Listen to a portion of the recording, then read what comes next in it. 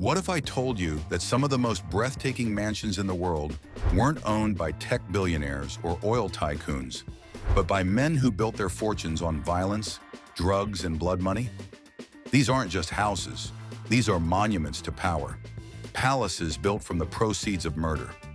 Fortresses that cost more than most countries' GDP, yet their owners lived in constant fear of assassination. From Pablo Escobar's 7.7 square mile ranch, complete with hippos and a private zoo, to Al Capone's Miami fortress with a 60-foot swimming pool designed to rival the biggest hotel in the area, to a modern-day Italian villa so outrageous it had to be demolished by the government as a symbol of justice. Today, we're stepping inside the most lavish, most expensive, and most blood-soaked mansions ever owned by organized crime. But here's what's truly shocking.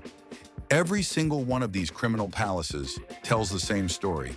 No matter how much money, how much power, how much luxury these men accumulated, they all met the same fate. This is the dark side of wealth. This is where billions in drug money bought everything except the one thing that mattered most: survival. In the next 20 minutes, I'm going to take you inside 10 of the most extravagant criminal estates ever built. We'll explore how these mansions became symbols of power, how they were funded by empires of violence, and why every single one ultimately became a monument to their owner's downfall. You'll see Pablo Escobar's legendary Hacienda Nápoles, where he kept elephants and hippos as pets. We'll tour Al Capone's Miami Beach fortress, designed as both a luxury retreat and a military compound. And I'll show you how the Italian government turned mafia mansions into community centers, literally transforming symbols of crime into beacons of hope. But first, let me give you some context about just how insane these fortunes really were. Number 10, the Suffolk Country Manor, Ronnie and Reggie Kray, UK. We start our countdown in the English countryside, where London's most notorious gangsters decided they needed a quiet retreat from their violent empire. In 1967, the Kray twins, Ronnie and Reggie, were at the height of their power. They controlled London's East End through a combination of nightclub ownership, protection rackets, and brutal violence. But even the most feared criminals in Britain needed somewhere to escape. They found it in a dilapidated 16th century manor house, 80 miles from London in Suffolk. 7 bedrooms, centuries of history, and best of all, complete anonymity. The price? Just £11,000, about $14,000 at the time. Now, this might seem modest compared to what's coming, but here's what makes this property fascinating. The Krays bought it as their secret hideaway, a place where they could plan operations away from police surveillance. They used it as a rural retreat alongside their Bethnal Green empire. But here's the kicker. After the Krays were arrested and imprisoned in 1969, the estate fell into complete neglect. Decades later, it was fully restored and sold for around £2 million. The property that cost them pocket change became worth a fortune. But they were rotting in prison cells, never to enjoy it. The Suffolk Manor represents something we'll see again and again. These criminals could buy luxury, but they couldn't buy time. Number 9, Castellano Villa, Raffaele Imperiale, Italy. Moving to Italy, we encounter a story that sounds like it's straight out of a heist movie. Raffaele Imperiale was a Camorra drug trafficker who understood that the best way to launder drug money was through art and real estate. His villa in Castellano di Stabia near Naples became his personal gallery of stolen masterpieces.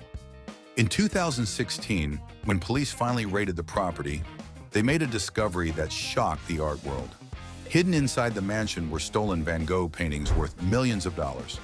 We're talking about priceless artworks that had been missing for years, now decorating the walls of a drug lord's living room. Imperiale was spending hundreds of thousands of euros monthly while on the run, and his villa reflected that lifestyle.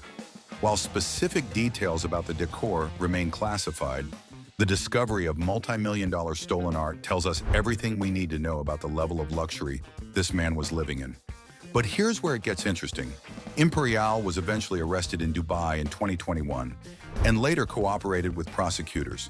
His villa's downfall, revealing priceless art looted by the mafia, shows how criminal fortunes are often laundered through luxury real estate, only to become evidence in their own trials.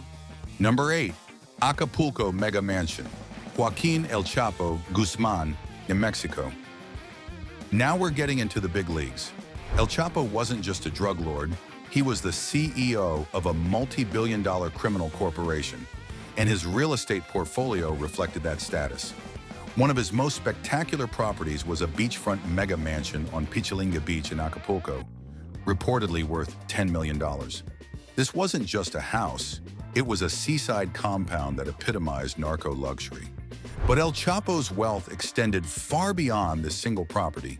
His Guadalajara hacienda boasted tennis courts, multiple pools, and even a private zoo with a guest train ride.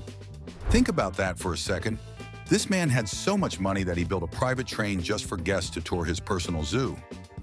The scale of El Chapo's empire was staggering. U.S. prosecutors estimated his fortune at more than $12 billion. That's not a typo. $12 billion. To put that in perspective, that's more than the GDP of some small countries. His properties were seized by Mexican authorities, but even after his capture, the legend of his wealth continued to grow. The man who once escaped through a mile-long tunnel had built an empire that spanned continents, funded by the misery of millions of drug users. But all that wealth couldn't save him from spending the rest of his life in ADX Florence, America's most secure prison, in a cell smaller than most people's bathrooms. Number 7. Holmby Hills Estate, Bugsy Siegel, USA. Let's travel back to 1938 Hollywood, where one of America's most notorious mobsters was living like a movie star. Benjamin Bugsy Siegel's Los Angeles estate in Holmby Hills was the epitome of West Coast luxury. Spread across 1.8 acres, this wasn't just a home, it was a statement of power in the heart of America's entertainment capital. The mansion featured 5 bedrooms, an oak-paneled library, and a home theater, revolutionary for the 1930s. But the real showstopper was the lounge, with its 18-foot carved divan sofa and ornate bar stocked with the finest liquors money could buy. The dining room could seat 30 guests, unheard of even among luxury homes of the era. 6 full bathrooms, manicured lawns, and a swimming pool completed this criminal paradise. Siegel wasn't just showing off his wealth, he was positioning himself as a legitimate businessman in Hollywood. This estate was his attempt to buy respectability, to transform from a street thug into a sophisticated entrepreneur. But here's the brutal irony. While Siegel was living in luxury in Holmby Hills, he was also helping develop Las Vegas through his work on the Flamingo Hotel. His vision and criminal connections were literally building the future of American entertainment. Yet in 1947, Siegel's dramatic life ended when he was shot dead, not at his beautiful Holmby Hills estate, but at a separate Beverly Hills villa. All that luxury, all that careful image building, and he still died violently, just like the street criminal he'd always been. Number 6. Mexico City Mansion, Amado Carillo Fuentes, Mexico. Known as the Lord of the Skies, Amado Carillo Fuentes built his fortune by revolutionizing drug trafficking through commercial aviation. His Mexico City mansion reflected the scale of his aerial empire. Located in the upscale Jardín del Pedregal neighborhood, this $4.5 million estate sprawled over 10,000 square feet. But the numbers only tell part of the story. This was a narco palace designed to showcase the wealth of a man who moved cocaine by the ton. The mansion featured 9 bedrooms, 6 jacuzzis, a built-in bar with wine cellar, steam room, and library.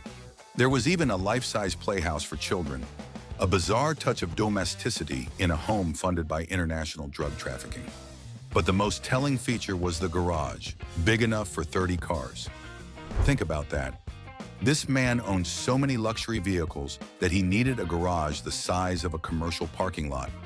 The property also included vast garden courtyards and an indoor pool under a skylight. Every detail screamed excess, from the imported materials to the custom fixtures. But here's what makes Carillo Fuentes' story particularly tragic. He died in 1997 during botched cosmetic surgery, trying to change his appearance to avoid capture. All that wealth, all that luxury, and he died on an operating table, trying to become someone else.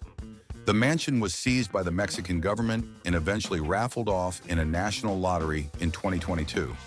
The narco palace that once symbolized untouchable power became a government prize, literally given away to ordinary citizens. Number 5, Fort Lee Estate, Albert Anastasia Jr., USA. Albert Anastasia Jr. was known as the Executioner, the man who ran Murder Incorporated and was linked to as many as 500 contract killings. His New Jersey estate perfectly captured the paranoia and luxury of his violent life. Purchased in 1947, the Fort Lee Mansion sat on 1.3 acres atop the Palisades Cliffs, offering breathtaking views of the Manhattan skyline. The Italianate-style home was a fortress disguised as a luxury residence. Inside, everything screamed wealth and power. Italian marble floors, intricately carved ceilings and walls, marble fireplaces and furniture fit for royalty. There was a private theater, a bar, and a pool with pool house. But here's where the story gets dark. As Anastasia grew increasingly worried about assassination attempts, he turned his luxury home into a military compound. He added a elongated driveway and a striking 10-foot high metal fence wrapped with barbed wire. Picture this: marble fireplaces and barbed wire, theater rooms and guard towers. This was the reality of criminal wealth, luxury and paranoia existing side by side. The location was perfect for many gangland gatherings, hosting clandestine meetings and planning sessions. But all that security couldn't save Anastasia. In 1957, he was murdered, not at his fortified home, but at a barbershop in Manhattan. After his death, the mansion attracted celebrity homeowners, including New York Yankees owner Del Webb, before eventually being put up for auction. The fortress that couldn't protect its owner became just another luxury property for legitimate buyers. Number 4, Palm Island Villa, Al Capone, USA. Al Capone's Palm Island estate in Miami Beach wasn't just a home. It was a strategic fortress, a luxury retreat, and most famously, his alibi for the St. Valentine's Day massacre. Capone purchased this Spanish colonial-style villa in 1928 for $40,000, then immediately poured another $70,000 into renovations and security. That's $110,000 in 1928 money, an astronomical sum that showcased the massive profits from his bootlegging empire. The 6,000 square foot main villa sat within a 30,000 square foot compound, but the real showstopper was Capone's custom-built swimming pool. At 60 feet by 30 feet, it was specifically designed to be larger than the pool at Miami's prestigious Biltmore Hotel. Capone wasn't just buying luxury, he was buying superiority. The property featured unique touches that revealed Capone's personality: a pond with a lighthouse, a bridge made of red coral, and a surviving golden Art Deco powder room that still exists today. But this wasn't just about luxury, it was about survival. Capone reinforced the compound with concrete walls and searchlights. He established lookouts in the 2-story cabana to guard against threats arriving by boat via Biscayne Bay, and in the gatehouse to monitor the street entrance. This fortress served as Capone's strategic hideaway and notoriously as his alibi during the 1929 St. Valentine's Day massacre in Chicago. While 7 men were gunned down in a Chicago warehouse, Capone was safely ensconced in his Miami paradise, surrounded by witnesses. The irony is heartbreaking. After his release from prison for tax evasion, Capone spent his final years at this estate, suffering from advanced syphilis-related dementia. The man who once controlled Chicago died in the Gatehouse's second-floor master bedroom in 1947, his mind destroyed by the very lifestyle that had made him rich. In August 2023, the mansion was purchased and demolished, erasing this criminal landmark forever. Even Capone's concrete and steel couldn't provide a permanent legacy. Number 3, Staten Island White House, Paul Castellano, USA. Big Paul Castellano's Staten Island mansion earned its nickname, the White House, for good reason. It was designed to project the power and legitimacy of the head of America's most powerful crime family. Built in 1980, this 33,000 square foot neoclassical palace was Castellano's declaration that the Gambino crime family had evolved beyond street-level thuggery into a sophisticated criminal corporation. The four-story mansion featured 8 en-suite bedrooms and 16 bathrooms, more than most luxury hotels. But the amenities were what truly set it apart. A private home theater, gym with sauna, wine cellar, and even an elevator for easy access between floors.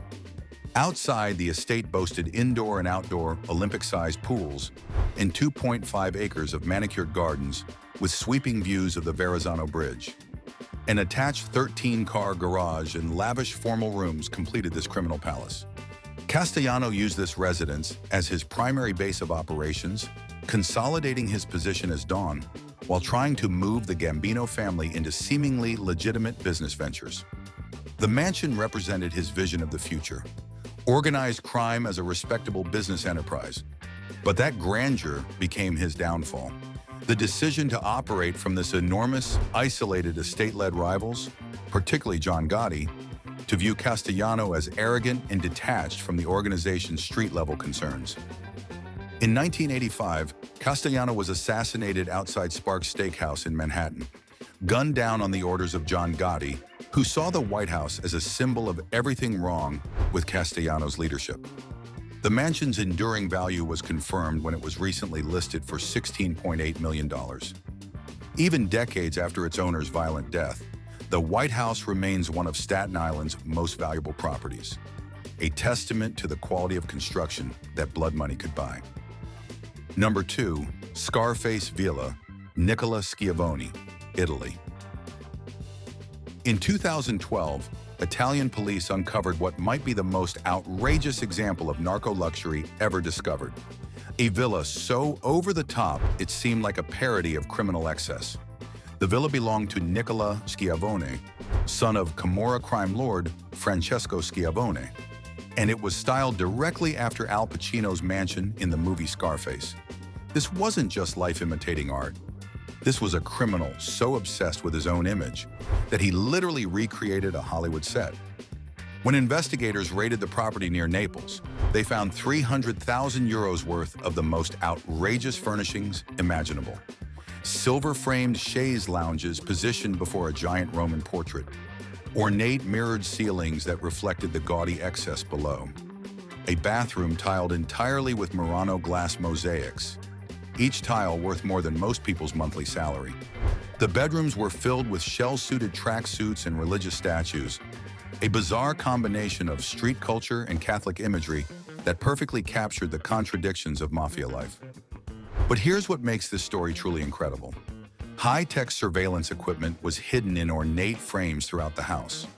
Even the decorative elements were functional, designed to protect Schiavone from the same violence that had made his family fortune. This villa represented the ultimate evolution of criminal luxury. Not just wealth, but wealth as performance art. Schiavone wasn't just living like a movie character. He was literally recreating the movie that had inspired him. The ending, however, was far from Hollywood. The villa was confiscated by Italian authorities, and Schiavone himself is now in prison.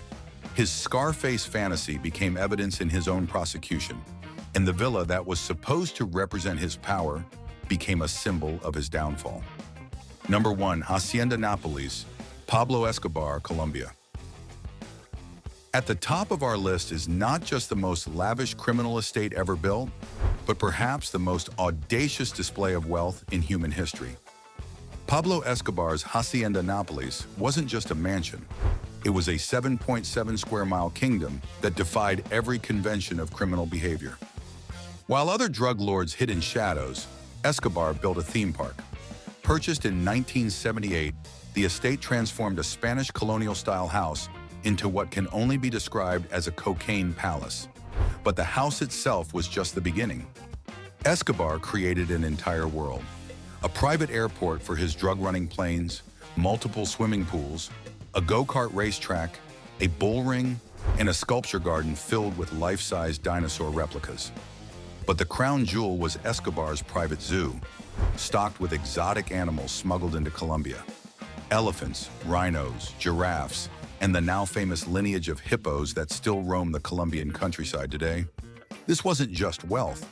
This was wealth as spectacle, designed to amaze and intimidate in equal measure. At the entrance, Escobar erected the ultimate symbol of his criminality, a full-sized replica of the first plane he used to smuggle cocaine into the United States, mounted atop an archway like a trophy. The scale of excess was unprecedented.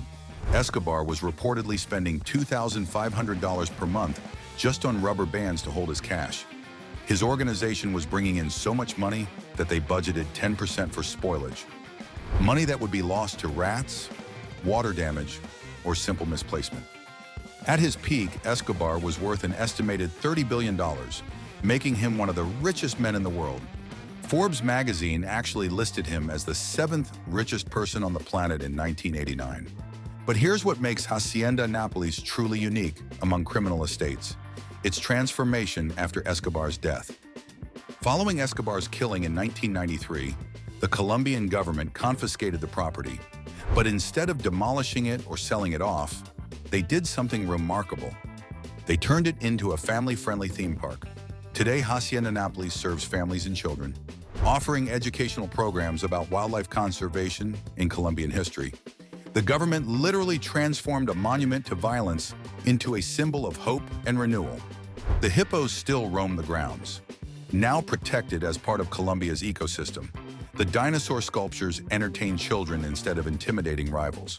The airstrip that once launched tons of cocaine now welcomes tourists. This transformation represents the ultimate victory of justice over criminality. The estate that once celebrated the drug trade now educates people about its dangers. The kingdom built on blood money became a place of learning and family fun. So there you have it. 10 of the most lavish mansions ever owned by organized crime, representing billions of dollars in blood money transformed into concrete, marble, and gold. But here's the pattern you've probably noticed. Every single one of these stories ends the same way. Paul Castellano, gunned down outside a Manhattan steakhouse. Al Capone, dying of syphilis in his Miami fortress. Pablo Escobar, shot by police on a Medellin rooftop.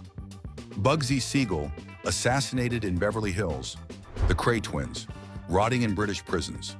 No matter how much money they accumulated, no matter how many security systems they installed, no matter how isolated their compounds or how loyal their guards, they all met violent ends or spent their final years behind bars. Their mansions tell us something profound about the nature of criminal wealth. You can buy luxury, but you can't buy legitimacy. You can build fortresses, but you can't build safety. You can accumulate billions, but you can't buy time. These weren't just houses. They were monuments to the fundamental contradiction of criminal life. The very violence that generated their wealth also guaranteed their destruction. Today, most of these properties have been seized, demolished, or transformed into symbols of justice. The Italian government turns mafia villas into community centers. The Colombian government turned Escobar's kingdom into a theme park. Even the properties that remain in private hands serve as reminders of their owner's ultimate failure. The most expensive security systems in the world couldn't protect these men from the consequences of their choices. The most luxurious lifestyles couldn't compensate for lives built on violence and fear. In the end, these lavish mansions became exactly what they were always destined to be: crime scenes, evidence, and cautionary tales about the true price of blood money. The story of criminal wealth and its inevitable downfall reveals something crucial about power, money, and justice. But there's another side to this story: the law enforcement agents, prosecutors, and investigators who brought these empires down.